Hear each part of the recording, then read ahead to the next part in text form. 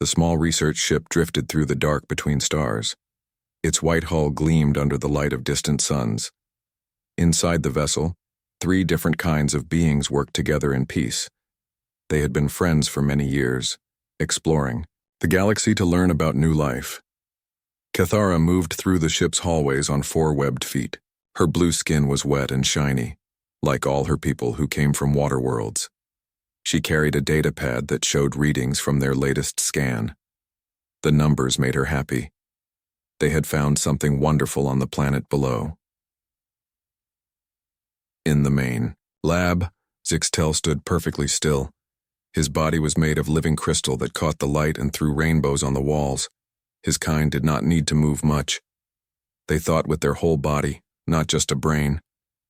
When he spoke, his voice sounded like wind chimes.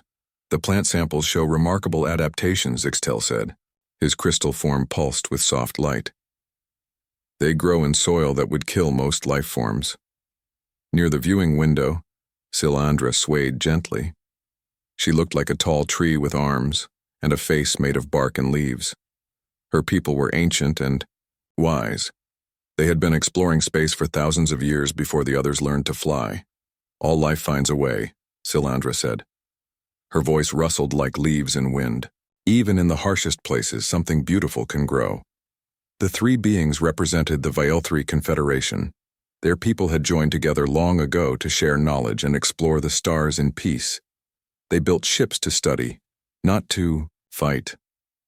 War was something from the old times, before wisdom came to the galaxy. Cathara looked at her readings again. The energy signatures are strange down there. I'm seeing some kind of movement in the deep caves. It might be another life form. Zixtel's crystal body flickered with interest. We should investigate. New life is always worth studying. Silandra's branches moved in what looked like a nod. But carefully. Unknown life can be dangerous. Their ship, the Tranquil Dawn, moved closer to the planet. It was a world of red rock and deep canyons. The air was thin but breathable. Most importantly, it was far from any known shipping routes. If they found new life here, it would be untouched by outside influence. As they entered the planet's atmosphere, alarms began to sound. Cathara's webbed hands moved quickly over her controls. The readings made no sense. Something huge was moving. Under the surface, multiple somethings. What is that? She asked, her voice tight with worry. The ship's scanners showed massive shapes breaking through the canyon walls. They moved fast, faster than anything that size should be able to move. The shapes were wrong somehow, like they had been built, instead of grown. Through the viewing window they saw the first one emerge. It was the size of a mountain, but it moved like a living thing. Its body was made of dark metal and stone, but veins of red light pulsed through it like blood. Hundreds of smaller creatures poured out of openings in its sides. By the ancient stars, Silandra whispered. What are those things? The smaller creatures looked like insects, but they were as big as buildings. Their bodies were a mix of metal and flesh with too many legs and eyes that glowed like fire. They moved in perfect formation like parts of one giant mind. Zixtel's crystal form went dark with fear. I'm detecting massive energy buildup. They're charging weapons. The first blast hit the Tranquil Dawn before any of them could react. The ship shook like a leaf in a storm. Lights flickered and went out. The smell of burning circuits filled the air. Cathara tried to bring the ship around, but the controls were not responding. Engines are failing. I can't get us out of here. More shapes emerged from the planet below. They were ships, but unlike anything in the Confederation databases. They looked grown rather than built, with surfaces that seemed to breathe and pulse. Weapons that looked like giant mouths opened along their sides. The second blast nearly tore the Tranquil Dawn in half. Silandra's branches caught fire from sparking electronics. Zixtel's crystal body cracked down the middle. Cathara felt something warm running down her face and realized it was her own blood. We need to send a message, she gasped, fighting, to stay conscious. Warn someone, anyone. The ship's communication system was barely working. Most of their equipment was dead or dying. But Kethera managed to activate the emergency beacon. It was designed to send out a distress call that could travel between stars. With shaking hands, she recorded everything. The coordinates of this place, images of the creatures that had attacked them, everything she could think of that might help someone understand what they had found here. These things, she said into the recorder as another blast shook the ship. They're not natural. They're made for one thing, to consume, to destroy. They'll spread across the galaxy if someone doesn't stop them. The ship was coming apart around them. Zixtel's crystal body had gone completely dark. Silandra was not moving, her branches black and still. Kethera was alone now, and she knew she would not live much longer. She set the beacon to broadcast, on all frequencies in every known language. Maybe someone would hear it. Maybe someone would understand. Maybe someone out there was strong enough to fight these monsters. The beacon launched just as the final blast tore through the ship's hull. In the last moments before the darkness took her, Kethera hoped that her message would reach someone who could help, someone who knew how to fight. The signal traveled through space, moving from star to star, carrying its desperate plea across the void. It would take months to reach its destination, but it carried with it the hope that somewhere in the galaxy, someone would hear their cry for help and answer. The message arrived at Luna Base on a cold Tuesday morning. The massive station orbited Earth's moon, watching the space around humanity's homeworld. Banks of computers listened to signals from across the galaxy, searching for anything that might be a threat. Lieutenant Davis was drinking his third cup of coffee when the alert chimed. He looked at his screen and frowned. The signal was unlike anything he had seen before. It was strong, clear, and definitely not human. "Ma'am, you need to see this," he called to his supervisor. Admiral Sarah Chen walked over to his station. She was a tall woman with gray hair and scars on her hands from her time as a Marine. She had been watching the stars for threats for 20 years. Her eyes were sharp and missed nothing. "What do we have?" she asked. Davis played the message. The first part was just numbers and symbols that meant nothing to them. But then the computer finished translating, and words appeared on the screen. Words that made Chen's blood run cold. The message told of creatures that ate worlds, beings made of metal and flesh that destroyed everything in their path. The images that came with the words showed horror beyond imagination. Ships being torn apart, cities burning, people running and screaming as monsters chased them down. "How old is this signal?" Chen asked. Based on the transmission markers, it was sent about 4 months ago from the outer rim, way out past the trade routes. Chen studied the star charts. The signal came from a place so far away that humans had never been there. But if these creatures were real and if they were spreading, they might not stay far away for long. "Get me everything we have on that sector," she ordered, "and wake up the analysis team. I want to know if this is real or some kind of hoax." For the next 6 hours, the best minds on Luna Base worked on the message. They broke down every piece of data, every image, every sound. When they were done, their conclusion was clear. This was real. Somewhere in the galaxy, an entire species had been wiped out by something horrible.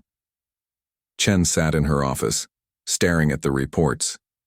She had seen war before. She had fought in the Mars Rebellion and the asteroid mining conflicts, but this was different. This was not humans fighting humans over resources or territory. This was something that wanted to destroy everything. Her communication system chimed. General Morrison's face appeared on the screen. He was calling from Earth's military headquarters. "Sarah, we've been getting reports from deep space stations, more signals like the one you found. Different languages, different species, but the same message. Something is killing everything in its path." Chen felt her stomach tighten. "How many signals?" 17 so far, all from the same general area, all telling the same story. These things, whatever they are, they're not just attacking one species. They're attacking everyone. The next call came from the president herself. Chen found herself in a video conference with the leaders of every major nation on Earth. The Brazilian prime minister looked worried. The Chinese premier was asking hard questions. The European Union representative was talking about diplomatic solutions. With respect, Chen interrupted. Diplomacy won't work with creatures that eat planets. You can't negotiate with something that sees you as food. The president, a former general herself, nodded. What do you recommend, Admiral? Chen had been thinking about this question for hours. The smart thing would be to strengthen Earth's defenses and wait, hope that these creatures never came this way. But the signal suggested that might not be enough. We go out there and we stop them, she said, before they get strong enough to threaten us. The room erupted in arguments. The cost would be enormous. They would be flying blind into unknown space to fight an enemy they barely understood. Many people would die, but more signals kept coming in. Each one told the same story. Worlds dying, species ending, an unstoppable force moving through the galaxy like a plague. The president made the decision that would change everything. Admiral Chen, you have authorization to prepare a response fleet, whatever you need. Chen wasted no time.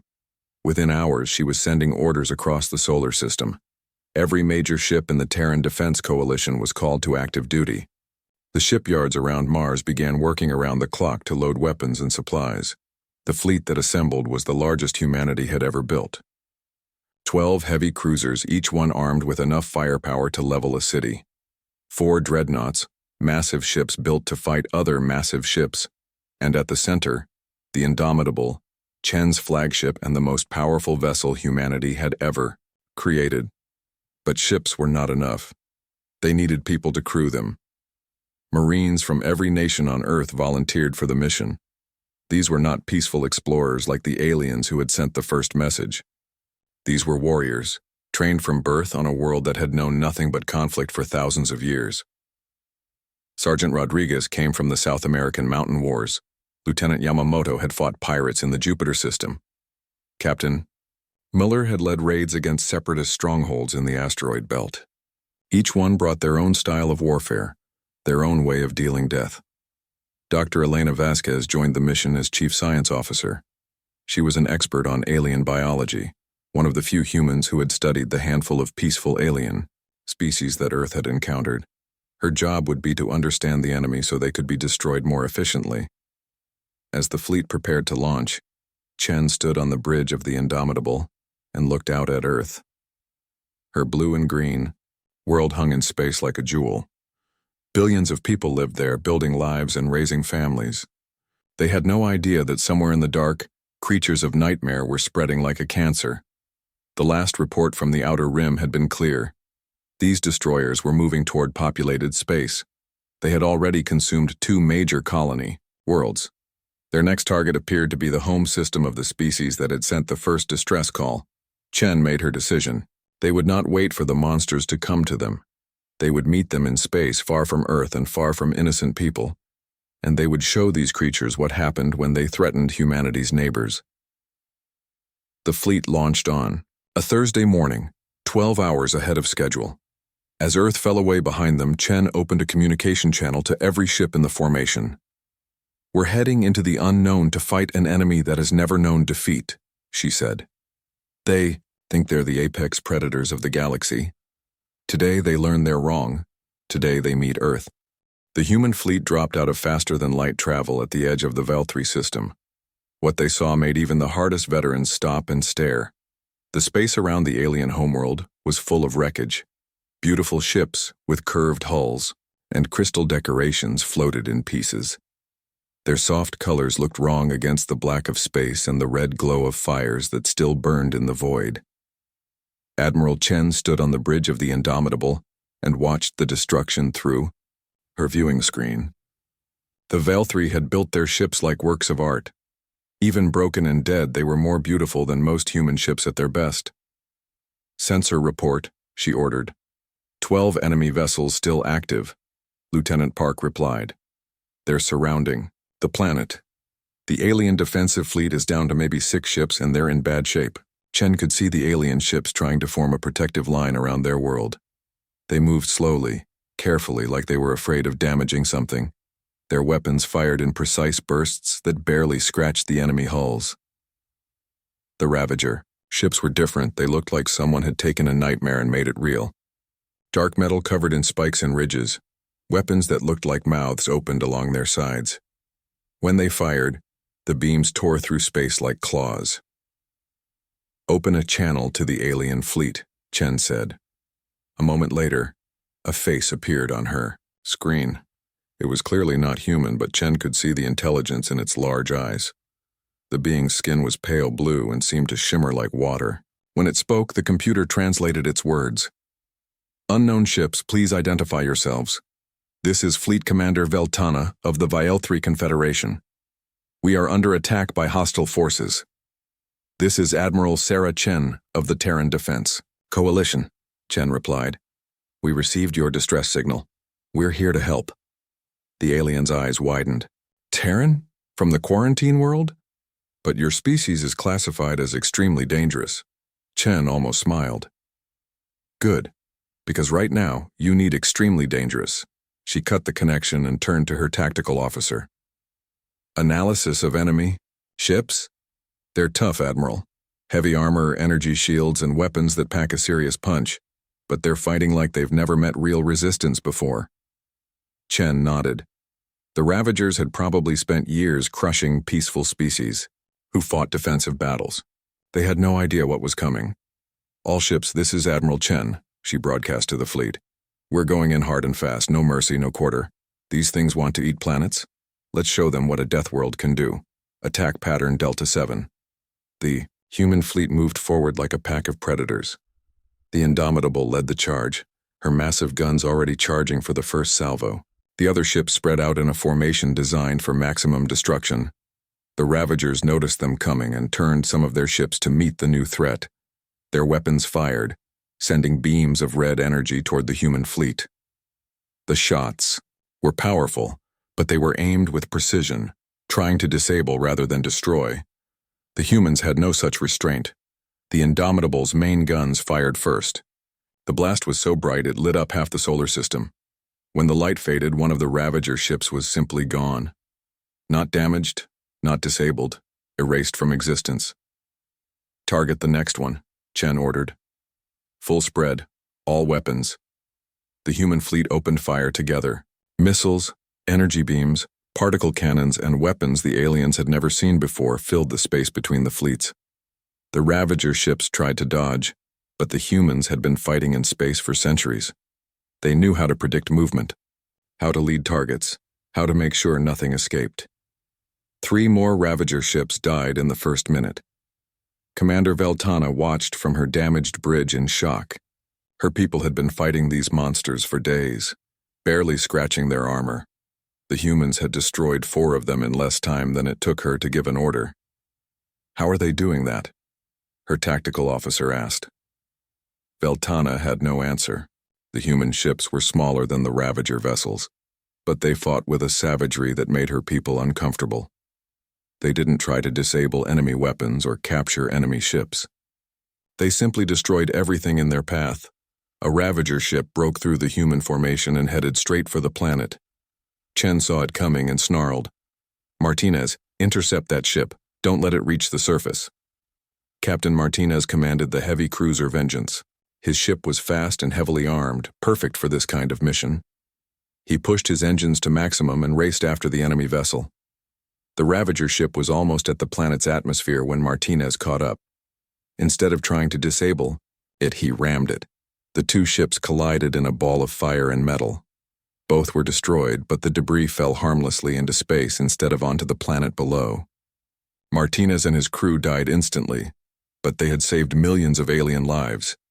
The remaining Ravager ships realized they were facing something new, something that fought like they did but better. They tried to retreat, but the humans were ready for that too. "No survivors," Chen ordered. "We can't let them report back about Earth." The battle lasted 3 hours. When it was over, every Ravager ship was destroyed. The space around Valkyrie Prime was clear, but the cost had been heavy. The Martinez was gone, along with 400 human lives. 2 other human ships were badly damaged.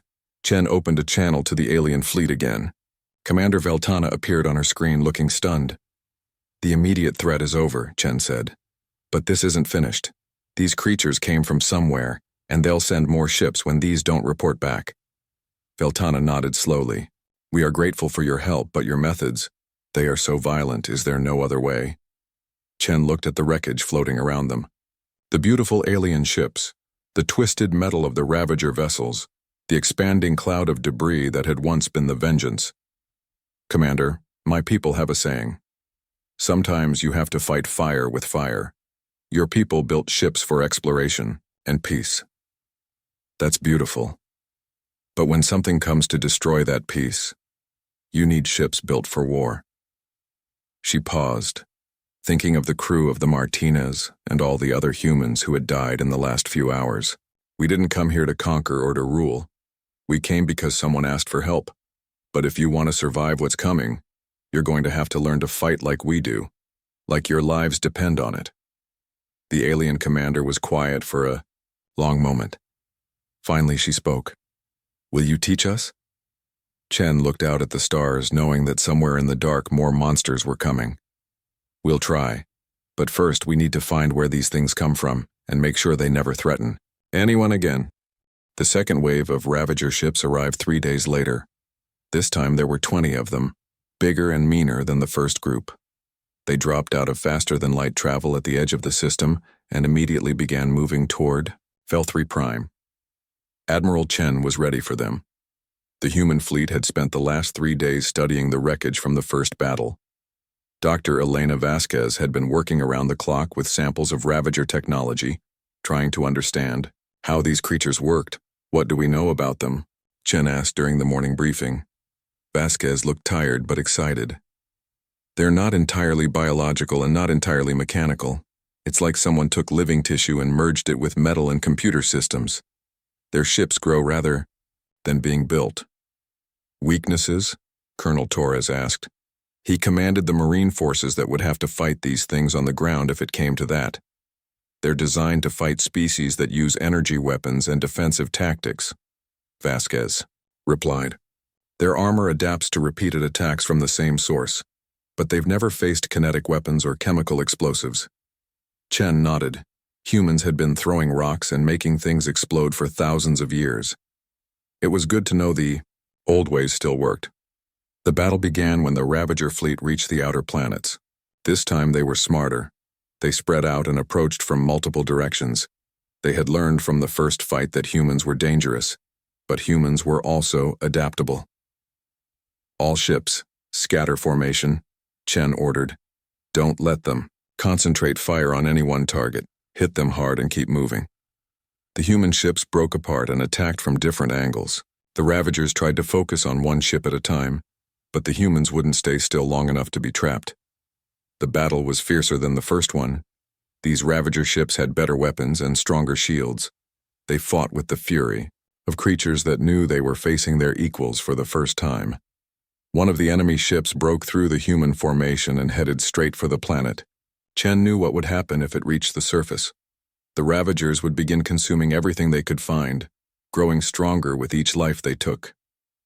Torres, get your Marines ready, she ordered. Looks like you're going to get that ground fight after all. Colonel Marcus Torres had been hoping it wouldn't come to this, but he was prepared. His Marines were the best Earth had to offer. They came from every nation and every type of warfare. Some had fought in the deep tunnels of Mars. Others had battled pirates in zero gravity. All of them knew how to kill things that wanted to kill them. The Ravager ship crashed into the crystal forests on the planet's northern continent. Immediately, smaller creatures began pouring out of the wreckage. They moved fast, spreading across the landscape like a plague. Torres and his Marines landed in drop pods 20 minutes later. They came down hard and fast, ready for war. What they found was worse than they had imagined. The Ravagers were consuming everything. Trees, animals, even the soil itself disappeared into their mouths. With each thing they ate, they grew larger and stronger. Some of them had already doubled in size since the landing. Remember your training, Torres told his troops over the radio. These things are predators, but so are we. We've been killing things on Earth for millions of years. They're the new kids on the block. The first engagement happened in a crystal grove that had stood for thousands of years.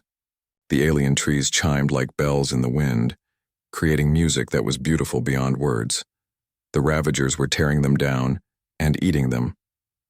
Sergeant Rodriguez led the first squad into the grove. His team carried weapons that would have been illegal anywhere in civilized space. Chemical throwers that could melt metal, explosive rounds that could blow holes in tank armor, nuclear grenades for when things got really bad. The Ravagers attacked as soon as they saw the humans. They moved like a swarm, trying to overwhelm the Marines with numbers. But humans had been fighting swarms for as long as they could remember. Ants, bees, locusts. Earth was full of creatures that attacked in groups. Rodriguez's squad formed a defensive circle and opened fire. The chemical weapons ate through Ravager armor like acid through paper.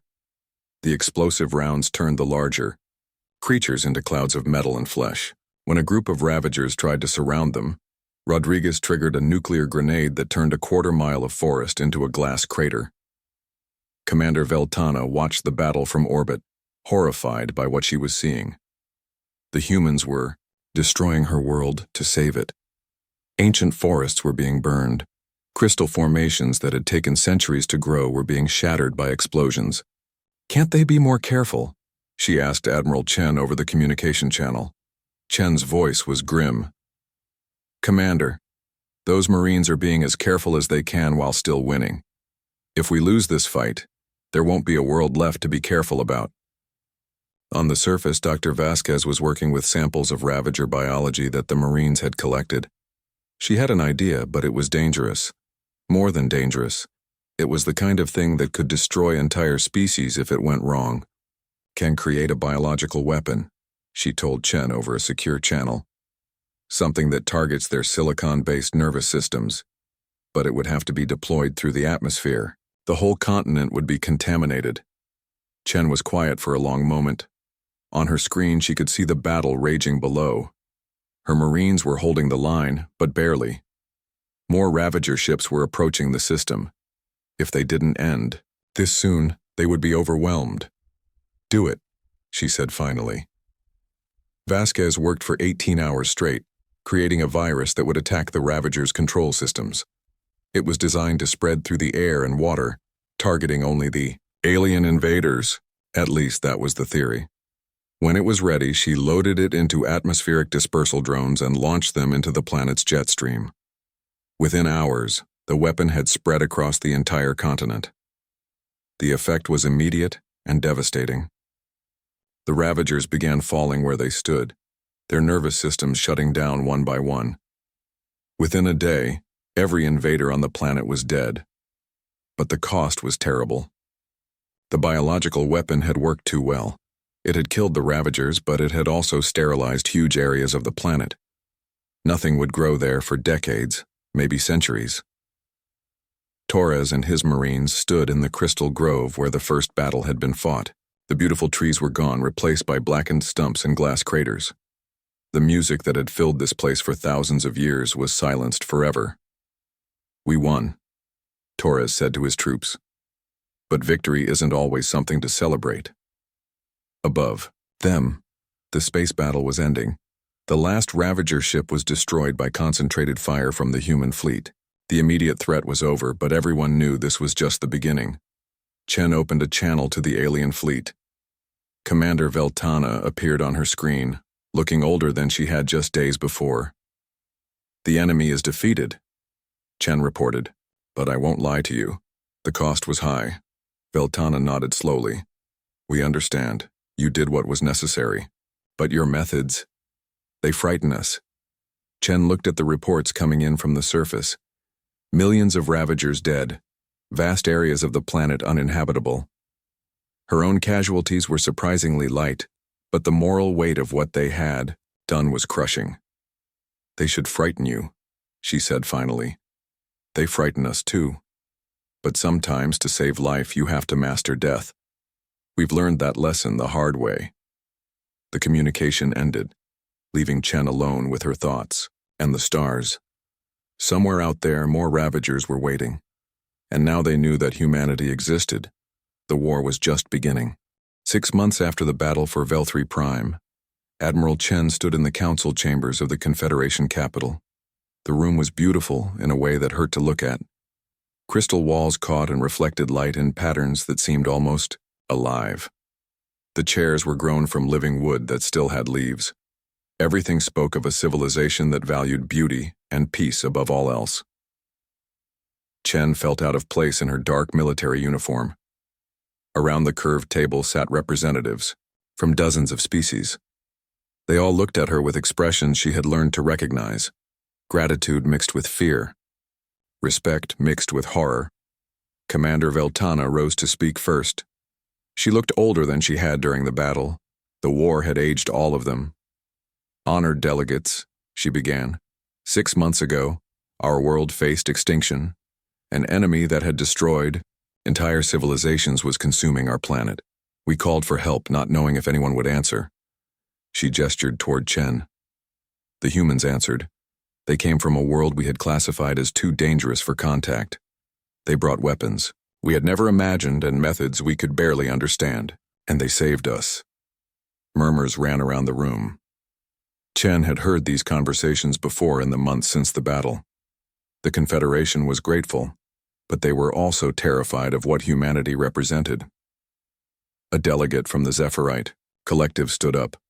His crystal body sparkled with nervous energy.